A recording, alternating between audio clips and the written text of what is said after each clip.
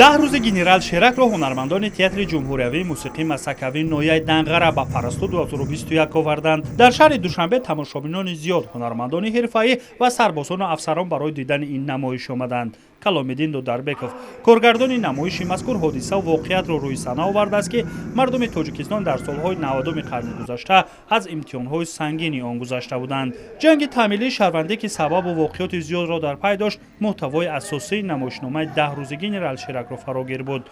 نمایشنامه را از روی نوشته‌های ابراهیم عثمانوف روی صحنه گذاشتند و به گفته تهیه‌گران پس از چندین سال یادرس شدن وضع دشوار جنگ شهروندی و سنگینی‌های روزگار اهالی خیلی مهم است تا تماشابینان اولویت صلح و دوستی و آسودگی و آرامی را بیشتر درک کنند.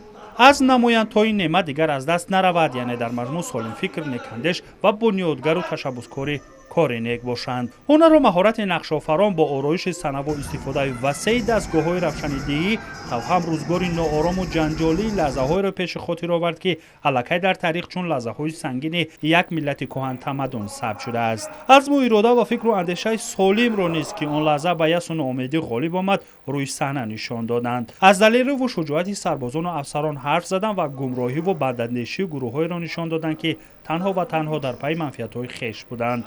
به همین شکل پرستو پیوسته نمایش‌های جالب و دیدنی را روی صحنه می‌آورد و اهل تئاترهای تمام مملکت را سرجم می‌کند. متحد می‌نماید تا در یک جایگی چیزی را روی صحنه گذارند که تماشابینی فعلی هرچه زیاد به چنین موضوع نیاز دارد.